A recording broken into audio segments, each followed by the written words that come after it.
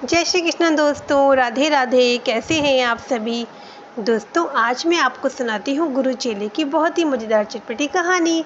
तो चलिएगा कहानी को आगे शुरू करते हैं। कहानी को आगे शुरू करने से पहले जो मेरे चैनल में नए हैं प्लीज़ मेरे चैनल को सब्सक्राइब करिएगा, लाइक करिएगा, शेयर करिएगा, बेल आइकन को दबाना बिल्कुल मत भूला करिएगा। और ये आपको वीडियो कैसी लगी कमेंट करके ज़रूर बताया करिएगा और मेरी वीडियो पूरा देखा करिएगा। तो चलिएगा वीडियो को आगे शुरू करते हैं। एक बार की बात है, एक गुरु थे और मतलब उनका जो गुरु थे उनका बचपन से एक ही सपना रहा था कि हमको बड़े होकर गुरु ही बनना है। तो भाई इस सपने को पूरा होते होते उन्हें 55 साल लग जाते हैं। मतलब 55 से वो 55-56 ईयर के होते हैं। तो भाई उनका एक छोटा सा आश्रम होता है। आश्रम इन द सेंस एक कमरा होता है, एक आंगन होता है, बरांडा होता है, किचन, और बस इतना ही छोटा सा, बहुत छोटा सा आश्रम होता है। पर आश्रम तो था, पर वो उनके यहाँ भाई कोई भी शिष्य नहीं था।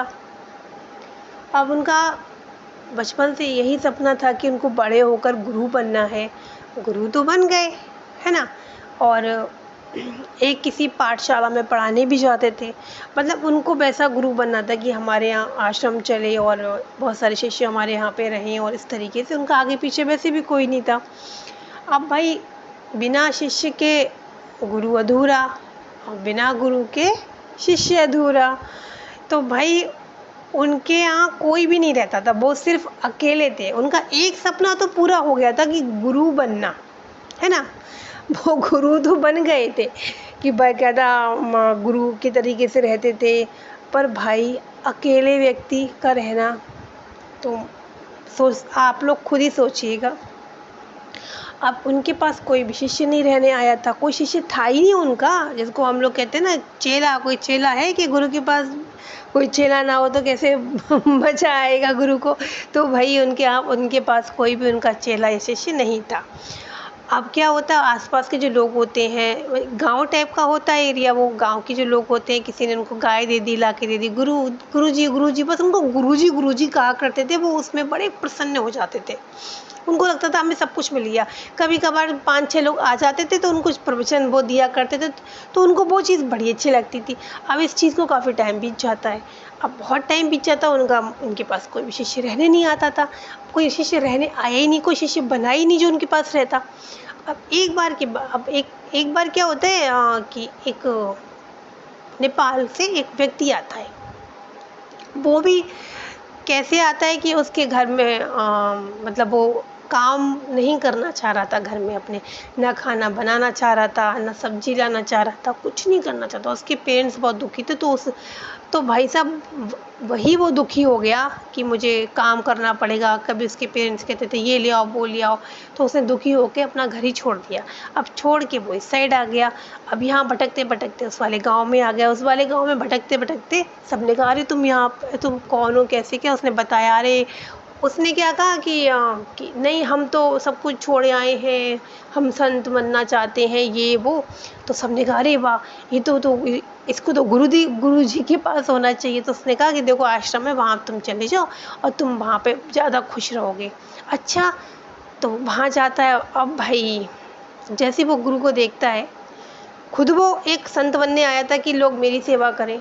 तो भाई क्या होता है, जैसे वो गुरु को देखता है, मतलब उसको देखता है जो गुरु के रूप में बैठे थे, तो वहाँ पे उनको देखता है तो कहता है गुरु जी, आपको मैं इतने वर्षों से तलाश रहा था और आज आप मिल गए। अरे भाई साहब, जैसे ही उसके मुंह से गुरु जी निकलता है, तो जो गुरु थे, जो गुरु शिष्य को, मतलब जो एक असली में गुरु बनना चाह रहे थे, वो चाह रहे थे कि मेरे पास शिष्य आके रहे, तो वो तो गदगद हो जाते हैं उनकी। तो वो कहते हैं ना कि मनोकामना पूरी हो जाती है, उन्हें भगवान जी के दर्शन हो जाते हैं।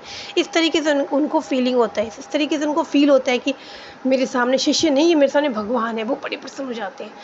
कहते हैं हाँ आओ आओ, कौन हो तुम, क्या हो भैया, आ जाओ। कहते गुरु जी आपको तलाश रहे थे और हमें एक गुरु की तलाश थी और हमें आप देखो मिल गए, और हमें ये और वो। बड़ा वो था, वो नेपाली, दिमाग बड़ा तेज था उसका। अब भाई बड़ा खुश होते हैं। गुरु जी कहते हैं अरे वाह, हमें शिष्य मिल गए। गुरु बड़े खुश कि अब हमारी सेवा होगी, अब हमारे सारे घर के काम करेंगे शिष्य, अब हम इन्हें पढ़ाएंगे, अब हम इनको शिक्षा देंगे, प्रवचन देंगे। एक ही शिष्य, मात्र एक ही। अब क्या होता है, गुरुदेव कहते हैं अरे वाह तुम्हारा आश्रम है, तुम यहाँ पे आराम से रहो।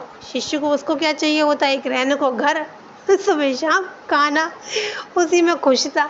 अब क्या होता है कि अब शिष्य गुरुदेव कहते हैं तुम कुछ खाओगे? हाँ गुरुदेव मैं बड़ा भूखा हूँ, मैं बहुत पैदल चल के आया हूँ। मार ऐसी ऐसी बातें करता है। गुरुदेव बेचारे जो खाना रखा होता है खाना उनको दे देते हैं। अब भाई खाना खाता, उसको बड़ा स्वादिष्ट खाना लगता है। तो कहते हैं गुरुदेव खाना बड़ा स्वादिष्ट है। बोले हाँ हमने बनाया। अब तो वो और ही खुश, अरे वाह हमें तो बना बनाया खाना भी मिल जाएगा। अब क्या होता है, अगले दिन गुरुदेव कहते हैं बेटा, गुरुदेव सोचते हैं कि लाओ मैं इसको बुलाऊं, इससे अपना थोड़ा निकाल काम करवाऊँ। जब यहाँ पे रहेगा तो काम करना पड़ेगा। भाई ये तो बात सही है, जहाँ भी रहना पड़ेगा। अगर आपको किसी के पास रहो, कुछ भी करो, तो काम वाम तो यार देखो करना ही पड़ता है ना। ऐसे फ्री फंड में कोई नहीं खिला देता है, वो तो अपने मम्मी पापा का घर ही होता है। तो चलिएगा क्या होता है, भाई वो गुरुदेव कहते हैं कि चलो भैया उठो झाड़ू वाड़ू लगाओ।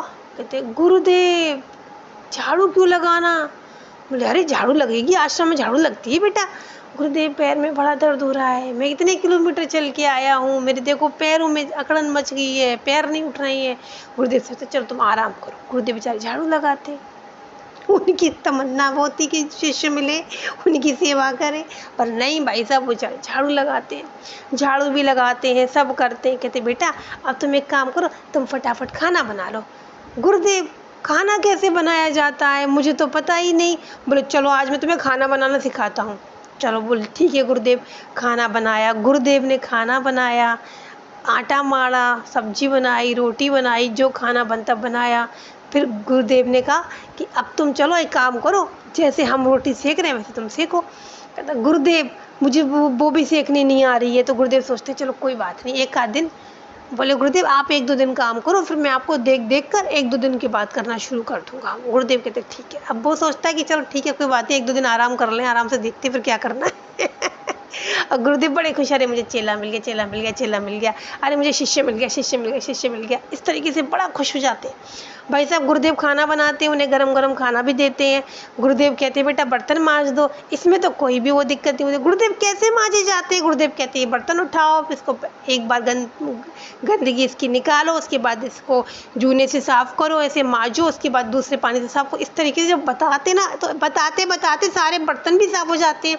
तो गुरुदेव देखो आपने सारे काम कर लिए, आप तो महान हो गुरुदेव, और एक तो आपके हाथ में इतना जादू है, इतना बढ़िया आपने खाना बनाया, मैं ज़िंदगी में ऐसा खाना नहीं खाया।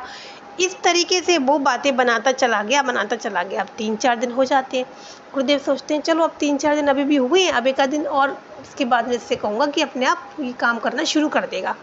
कहते हैं अपने शिष्य से कहते हैं चलो बेटा कहीं घूम के आते हैं नदी के किनारे। कहते हैं हाँ चलिएगा।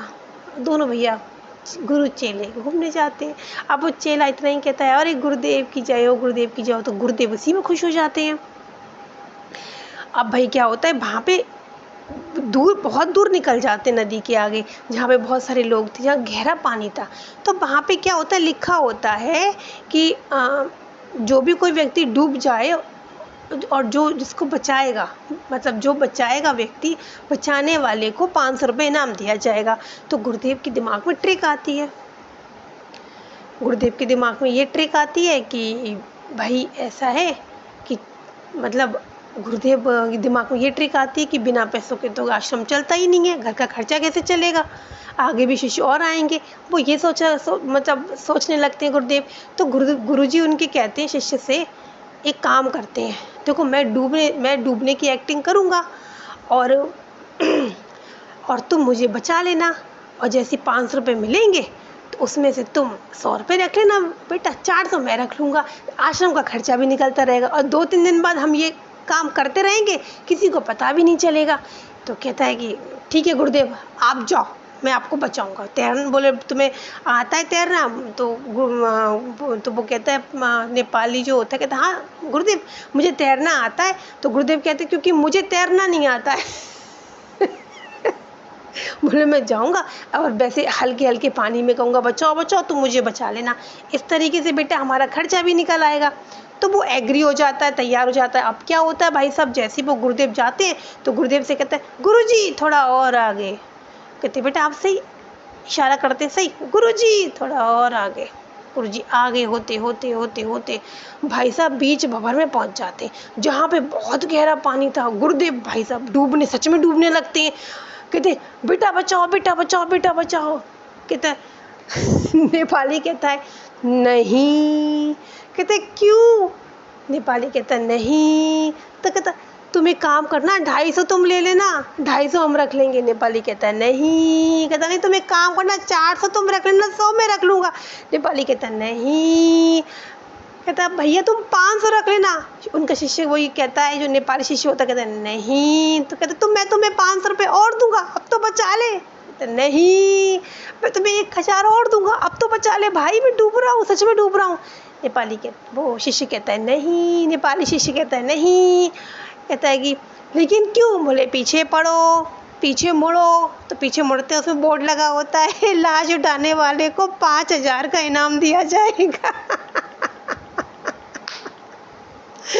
भाई साहब लाश उठाने वाले को 5000 का इनाम दिया जाएगा। तो एक बात बताओ, 100 रुपये की डील हुई थी, कहाँ 5000 की? तो 5000 प्यारे हुए कि नहीं हुए? तो भाई इस प्रकार से जब वो गुरुदेव पीछे देखते हैं, अरे ये तो वो चेला है जो मुझे डुबा देगा। तो भाई साहब किसी भी तरीके से अपने मन में, बेचारे मन में इच्छा थी गुरुदेव बनने की, वो उसी क्षण उनकी इच्छा खत्म हो जाती है, हमेशा के लिए। अब ना शिष्य बनाना है। अब वो सोचते हैं अब गुरु रहेंगे तभी तो हम शिष्य बनाएंगे। और भाई साहब वो डूबते फिर 2-3 लोग जो देखते हैं वो सच में आते हैं, उनको बचाते हैं, निकलते हैं। तो नेपाली को लगता है अरे अब तो हमारे तो 500 रुपये के 100 रुपये भी चले गए। नेपाली कहते गुरुदेव देखा मैंने आपको बचाया, आपको बना इसलिए किया था क्योंकि आप है ना मतलब तैरना सीख जाए। गुरुदेव कहते हैं चल हट। गुरुदेव कहते हैं चलो हटो यहाँ से, आज मेरी गुरु बनने की इच्छा समाप्त हुई। कोई किसी का शिष्य नहीं, कोई किसी का गुरु नहीं, मैं अकेला ही काफ़ी हूँ। तो चलिएगा इस प्रकार से बेचारे उनकी जान तो बच गई, वरना उनकी लाश बन जाते तो उसको 5000 मिल जाते। तो कैसी लगी आपको आज की छोटी सी बढ़िया सी चटपटी कहानी? कमेंट करके ज़रूर बताया करिएगा कि कहानी आपको कैसी लगी। तो फिर मिलते हैं नई कहानी के साथ, तब तक के लिए थैंक यू, धन्यवाद, बाय बाय।